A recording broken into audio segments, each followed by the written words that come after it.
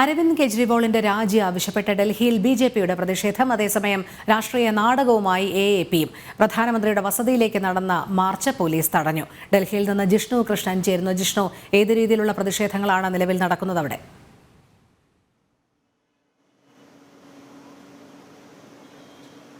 രോഹിണി, കള്ളപ്പണ ഇടപാട് കേസിൽ അറസ്റ്റിലായി ഇഡി കസ്റ്റഡിയിലുള്ള അരവിന്ദ് കെജ്രിവാൾ മുഖ്യമന്ത്രി സ്ഥാനം രാജിവെക്കണമെന്ന് ആവശ്യപ്പെട്ടുകൊണ്ടാണ് ബിജെപിയുടെ നേതൃത്വത്തിൽ വലിയ പ്രതിഷേധങ്ങൾക്ക് കഴിഞ്ഞ ദിവസം മുതൽ തന്നെ നേതൃത്വം നൽകിയിട്ടുള്ളത്. ബിജെപി ചൂണ്ടിക്കാണിക്കുന്നത് ഒരു മുഖ്യമന്ത്രി നിലവിൽ അറസ്റ്റിലായിട്ടുള്ളതും ഇഡി കസ്റ്റഡിയിൽ തുടരുന്നതും അഴിമതി കേസിലാണ്. കള്ളപ്പണ ഇടപാട് നടത്തിയെന്ന് കണ്ടെത്തിയതിനെ തുടർന്നാണ് അന്വേഷണ ഏജൻസി അരവിന്ദ് കെജ്രിവാളിനെ അറസ്റ്റ് ചെയ്തിട്ടുള്ളത്. അതിൽ പ്രാഥമികമായി അതിൽ കഴമ്പുണ്ട് എന്ന് കണ്ടെത്തിയതിനെ തുടർന്നാണ് കോടതി അരവിന്ദ് കെജ്രിവാളിനെ അന്വേഷണ ഏജൻസിയുടെ കസ്റ്റഡിയിൽ വിട്ടിട്ടുള്ളത്. അതുകൊണ്ട് ഈ ഒരു പശ്ചാത്തലത്തിൽ കള്ളപ്പണ ഇടപാട് കേസിൽ അറസ്റ്റിലായതുകൊണ്ട് തന്നെ അരവിന്ദ് കെജ്രിവാൾ മുഖ്യമന്ത്രി സ്ഥാനം രാജിവെക്കണം എന്നാവശ്യപ്പെട്ടുകൊണ്ടാണ് ബിജെപിയുടെ നേതൃത്വത്തിൽ കഴിഞ്ഞ ദിവസം മുതൽ തന്നെ പ്രതിഷേധം ആരംഭിച്ചിട്ടുള്ളത്. ഇന്ന് മുതിർന്ന നേതാക്കളുടെ നേതൃത്വത്തിൽ വലിയ രീതിയിലുള്ള പ്രതിഷേധ പ്രകടനം നടത്തുകയും അരവിന്ദ് കെജ്രിവാളിന്റെ കോലം കത്തിച്ചുകൊണ്ട് പ്രതിഷേധിക്കുകയും ചെയ്തു. മുൻ കേന്ദ്രമന്ത്രി ഹർഷവർദ്ധൻ ഉൾപ്പെടെയുള്ളവർ ഈ മാർച്ചിൽ പങ്കെടുത്തിരുന്നു. ഒപ്പം ഡൽഹി ബിജെപി അധ്യക്ഷൻ വീരേന്ദ്ര സച്ചിദേവ ഉൾപ്പെടെയുള്ളവർ പ്രകടനത്തിന് നേതൃത്വം നൽകി. അവർ ചൂണ്ടിക്കാണിക്കുന്നത്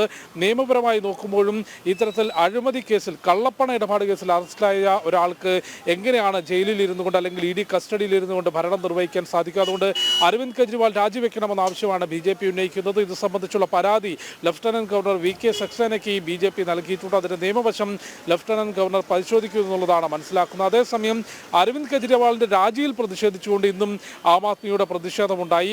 ആം ആദ്മി പ്രഖ്യാപിച്ചിരുന്നത് പ്രധാനമന്ത്രി നരേന്ദ്രമോദിയുടെ വസതി വളയും എന്നുള്ള വലിയ പ്രഖ്യാപനമായിരുന്നു. എന്നാൽ പ്രധാനമന്ത്രിയുടെ വസതിയിലേക്ക് എത്തുന്നതിന് ഏകദേശം ഒരു 4 കിലോമീറ്ററിന് മുമ്പേ തന്നെ പട്ടേൽ ചൗക്ക് മെട്രോ സ്റ്റേഷന് സമീപത്ത് വെച്ച് സുരക്ഷാ ഉദ്യോഗസ്ഥർ ഈ ആം ആദ്മി പ്രവർത്തകരെ അറസ്റ്റ് ചെയ്ത് നീക്കി. ഏകദേശം 20ഓളം വരുന്ന ആം ആദ്മി പ്രവർത്തകർ മാത്രമാണ് ഈ ഒരു പ്രതിഷേധത്തിന് എത്തിയിട്ടുള്ളത്. അവരെ സുരക്ഷാ സേന ബലം പ്രയോഗിച്ച് മാറ്റുകയും ഇപ്പോൾ മുഴുവൻ പ്രതിഷേധക്കാരെ നീക്കിക്കൊണ്ട് അവിടെ ഗതാഗതം പുനഃസ്ഥാപിക്കാൻ സുരക്ഷാ സേനയ്ക്ക് സാധിച്ചിട്ടുണ്ട്. ആം ആദ്മിയെ സംബന്ധിച്ച് നിലവിൽ അരവിന്ദ് കെജ്രിവാളിന്റെ അറസ്റ്റ് വലിയ ആശയക്കുഴപ്പമാണ് ഉണ്ടാക്കിയിട്ടുള്ളത്. പാർട്ടിയെ ഏത് രീതിയിൽ മുൻപോട്ട് നയിക്കണം, അല്ലെങ്കിൽ ഡൽഹിയിൽ ആം ആദ്മി സർക്കാരിന്റെ തന്നെ മുൻപോട്ട് പോക്ക് എങ്ങനെയായിരിക്കണം എന്നുള്ളത് വലിയ ചോദ്യചിഹ്നമായി നിൽക്കുകയാണ്. കാരണം പാർട്ടിയെയും സർക്കാരിനെയും നിയന്ത്രിച്ചിരുന്നത് അരവിന്ദ് കെജ്രിവാൾ എന്ന വ്യക്തി മാത്രമായിരുന്നു.